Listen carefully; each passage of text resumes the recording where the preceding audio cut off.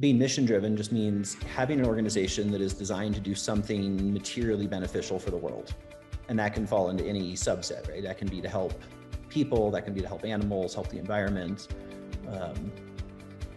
In the case of Neurohacker, the particular mission, like I mentioned, is improving quality of life and increasing human capacity. But specifically, kind of where it originated was with some of my own experiences of realizing that with the right types of medicine and with the right approaches to healing, not only can we dramatically increase people's capacity to be more intelligent, have greater motivation, more confidence, etc., but we could also do things like increase the amount of empathy that someone has. Welcome to Grow Think Tank. This is the one and only place where you will get insight from the founders and the CEOs of the fastest growing privately held companies. I am the host. My name is Hammett. I help leaders and their teams navigate the defining moments of their growth. Are you ready to grow? Being mission driven means that you have a clear purpose that you're serving in this world. And a mission driven company has certain benefits that companies without that mission just can't attach themselves to. Those benefits are things like a clear understanding of more than just making money, a clear understanding of how people are able to serve the mission if they come on board. And it's also a big benefit that when you invite people on this mission with you, that they are doing it not just for the money that you're paying them. They're doing it because it's a part of what they believe. And this is a recipe that drives growth inside of companies. I've done a lot of episodes around mission-driven companies, and I really love to have multiple mission-driven aspects that we look at inside of this. Our special guest today is the CEO of Neurohacker Collective, and James Schmachtenberger talks about the mission of Neurohacker Collective, about helping the well-being of others, and all their products really support that. But what you really can get from this is looking beyond their mission and think about your own mission, how that aligns people together, because that's the real benefit of having a mission-driven company, is to create a real mission-driven alliance or alignment that allows employees to come in at a completely different level. I want to remind you that if you are listening to this content, you've listened to a few episodes, you're getting value out of it, that you can refer us to people that you think would benefit from this conversation, this research, what we do through these interviews, the solo episodes.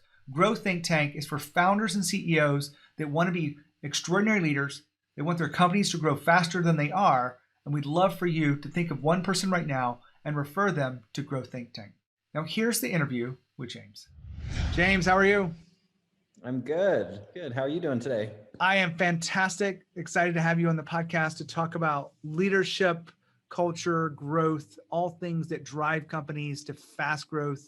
You have multiple companies that probably would qualify, but today we're mostly going to talk about the Neurohacker Collective. So give us an idea of what that company is. Yeah, absolutely.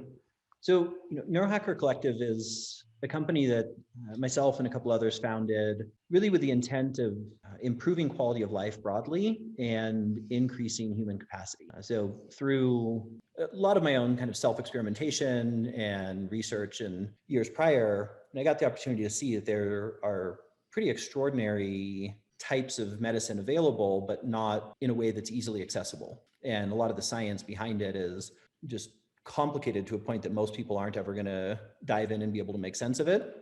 So I wanted to be able to build a team of really extraordinary scientists with a kind of particular focus on complex systems and applying complex system science to human physiology so that we could do major upgrades in different aspects of human health.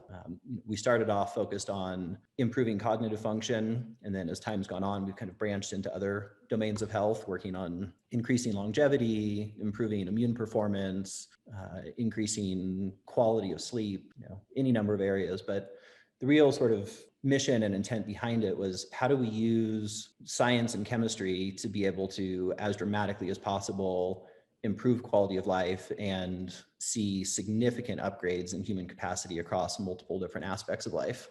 I'm really fascinated by the work that you guys are doing. I'm excited to try some of the products because you were going to send me some, and I'm going to do that. But I'm always I'm very hesitant to just like put anything into my body. I go pretty natural. I know that you guys have kind of keep that natural. So tell me a little bit about the natural safeness of what you're producing. Yeah, absolutely. So, all of the different ingredients that we use are classified as natural, and they fall under the dietary supplement set under FDA protocols. And, just because something's natural doesn't inherently mean it's safe. Right? There's obviously all kinds of natural substances that are quite dangerous and all kinds of chemical substances that are quite safe.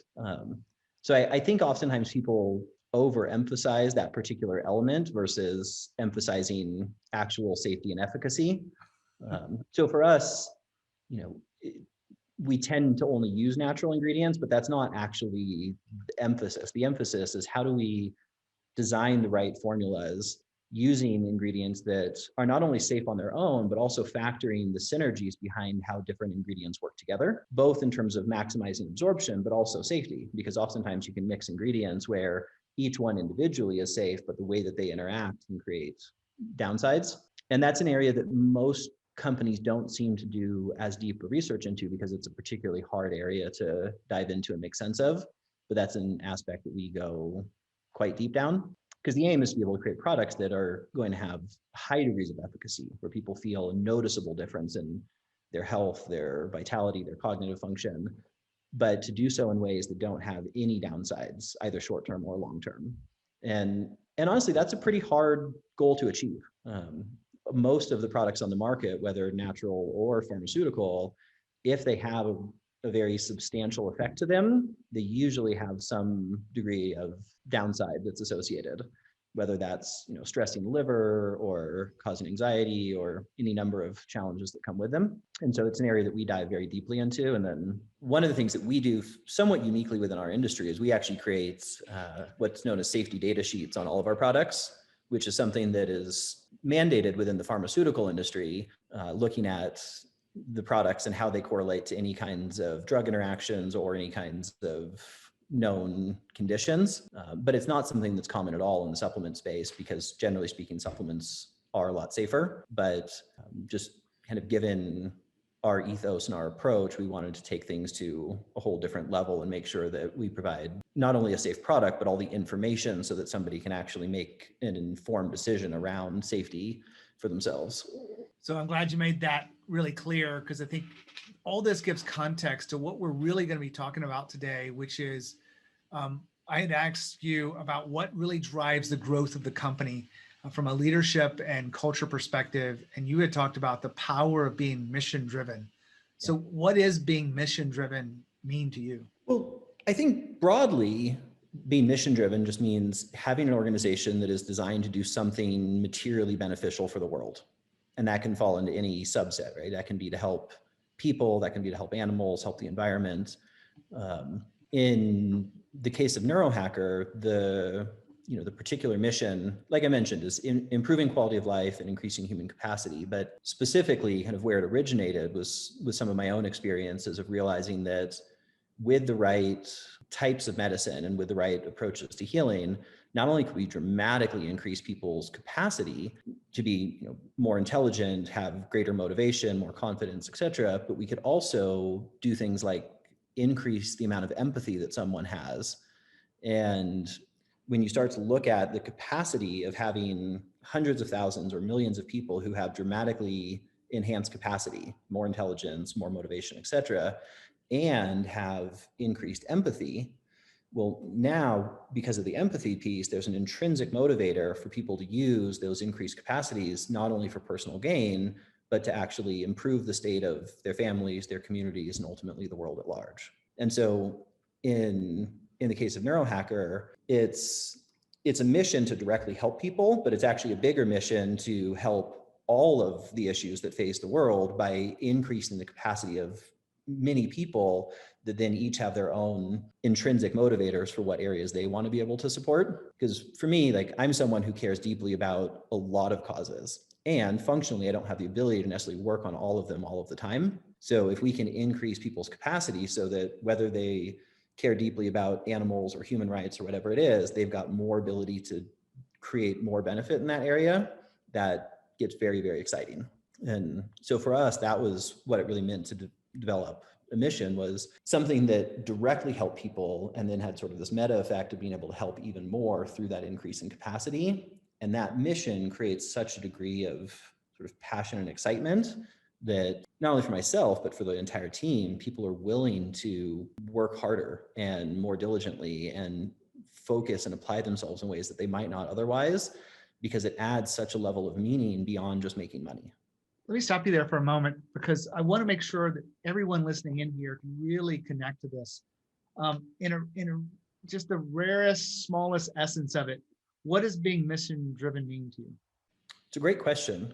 I think the simplest way to say it is probably to have a set of goals that transcends making money and focuses on creating impact in the world that inspires you deeply to get out of bed and do the most that you possibly can each day.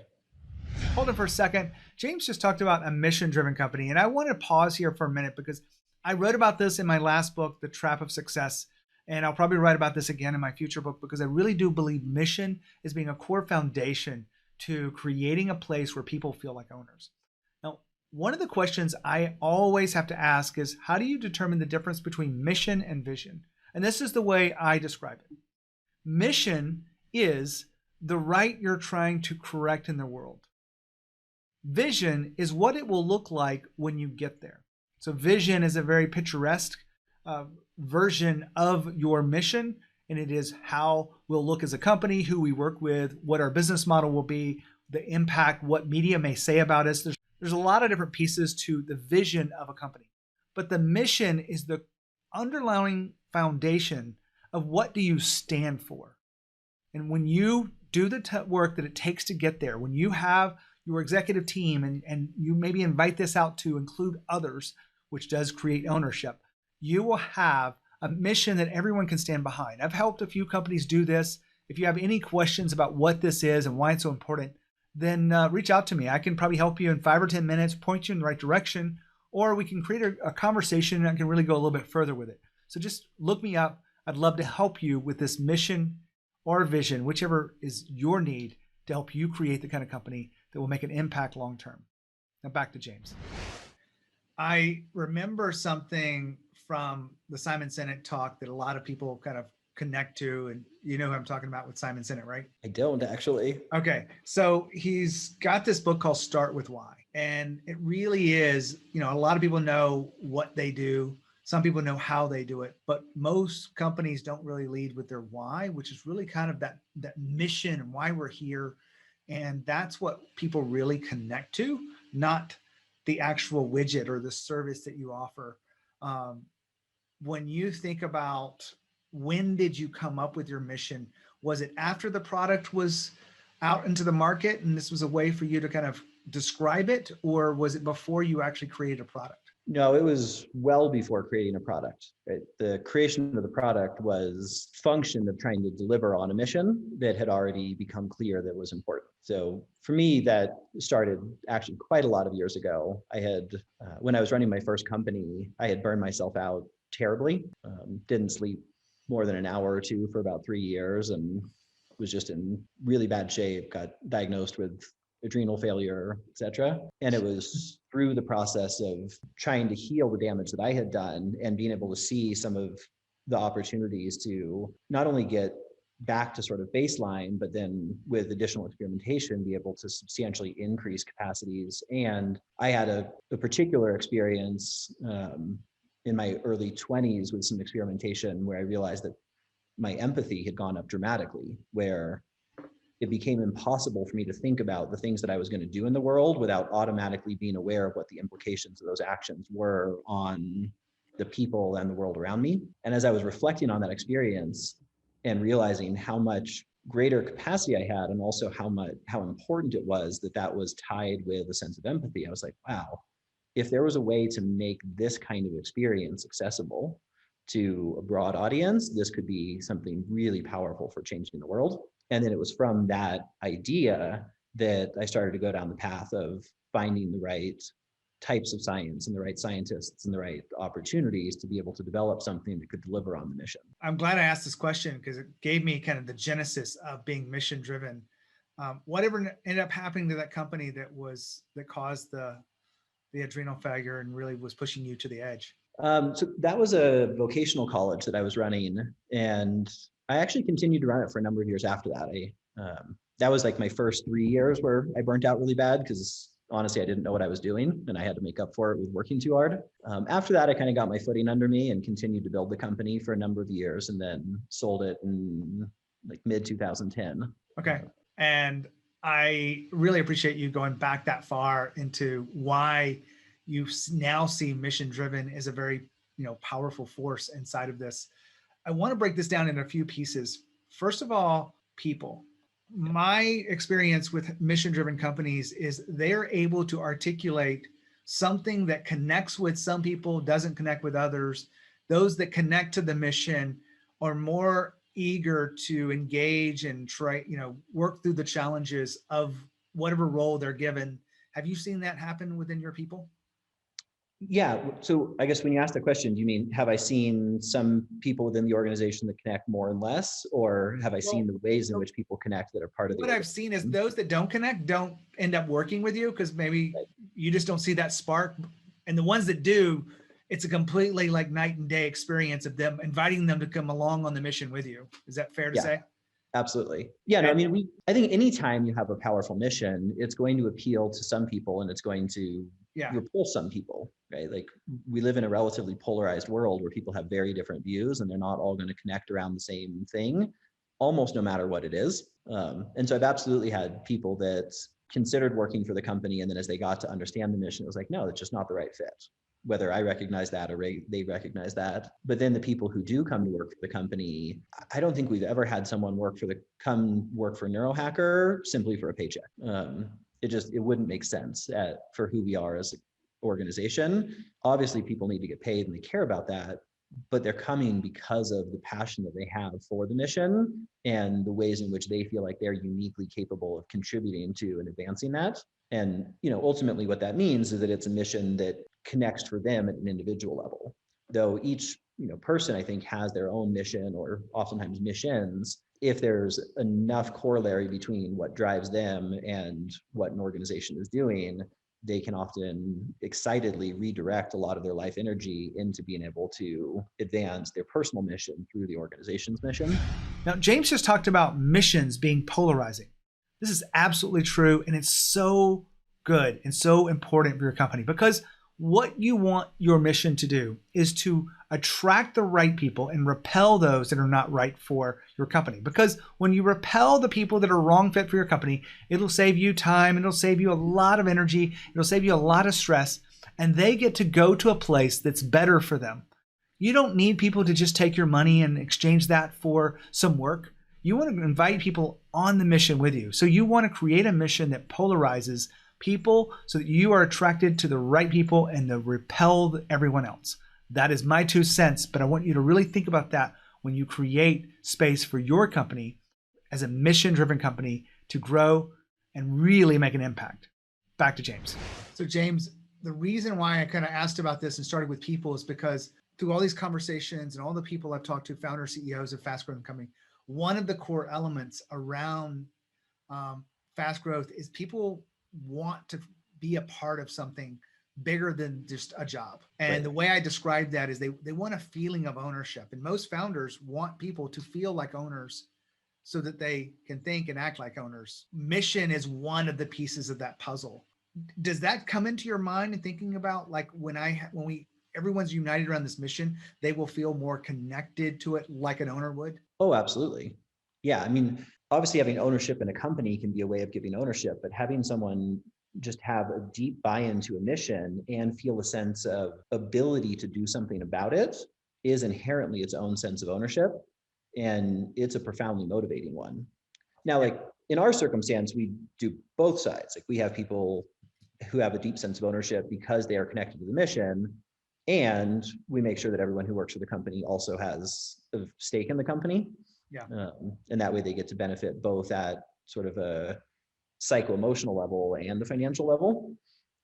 which I think where that's possible, it's sort of the best of both worlds. That obviously doesn't work for every organization, but it is something that I've tended to lean towards. Yeah, I'm glad you brought a light on that because some people, it's just not available to them. The financial structure of the business, if they can give away something, it's a very small slice, and these option things that some people value, some people don't. But Right. there is a way for leaders to be intentional about that feeling of ownership. And one of those pieces is mission. I Absolutely. want to, before you run out of time, you've talked about something that's very important to your own style of leadership, but that's the word empathy. Mhm. I think a lot of people don't really get this completely. What is your perspective on empathy inside of leadership as it relates to creating a company that grows fast like you guys have? It's a great question. I mean, I've spent a lot of time thinking about empathy, not necessarily as much specifically in relationship to leadership of an organization as much as its applications broadly in the world. But I think it crosses over. So like for me, one of the ways that I think about and look at empathy is that as a general rule in society, most people, whether consciously or unconsciously, hold the belief that it is possible to benefit themselves at the expense of others, whether others is another person, whether it's the environment, whether it's, regardless. And I don't believe that's true. There are obviously circumstances where in the short term or an immediate situation, that can be possible. But when you zoom out and you actually understand the way that the world works, the ways in which we're all interconnected, the ways in which our actions affect others, and as a result, then what happens to them comes back and affects us. I don't actually believe it's possible to function in a way where we make choices that are good for us and bad for others. And so you take that and you apply that to leadership. In many companies, the leaders don't tend to actually care about their employees and their people all that much. They might say that they do, there might be some degree of lip service associated, but then you look and you see that they're making hundreds, if not thousands of times more than their employees are. Or, they've set up a dynamic where they get to work from, a Caribbean island a few hours a week and everyone else is, pulling 80-hour weeks and struggling. That doesn't actually work in a long-term dynamic. And so I think one of the applications of empathy is just paying attention and recognizing what are the effects of your actions and leadership on not only the world broadly, but on your team and on your people. And if you were to take money out of that equation, are you actually proud of the way that you're treating them? Are you proud of the way that you're interacting with them, that you're caring about them, et cetera? And if the answer is no, change it. Love all of this, James. You have put a light on something that I think not a lot of people are talking about inside of leadership, but it's a conversation that happens here on the show quite often.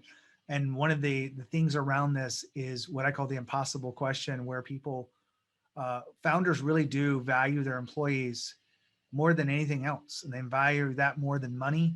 They value that more than the specific goals they have. And it really shows in how the company organizes around and addresses the problems that come up with fast growth companies, which is they're not immune to this because of the chaos of growth requires you to think differently. Right. So James, thank you for being here. Yeah, thank you very much. This was great. Appreciate the time. Well, while James is listening in here, I want to kind of recap this a little bit. I really appreciate you guys leaning into these messages to become better leaders.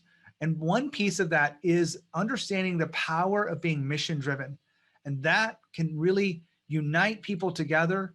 It can improve your marketing, which we didn't get into today, but it actually does bring you the right customers as well. But when you are the leader that puts people first and creates this mission and allows people to join something bigger than themselves, you really are tapping into real human motivators that aren't available for you just because you write a paycheck.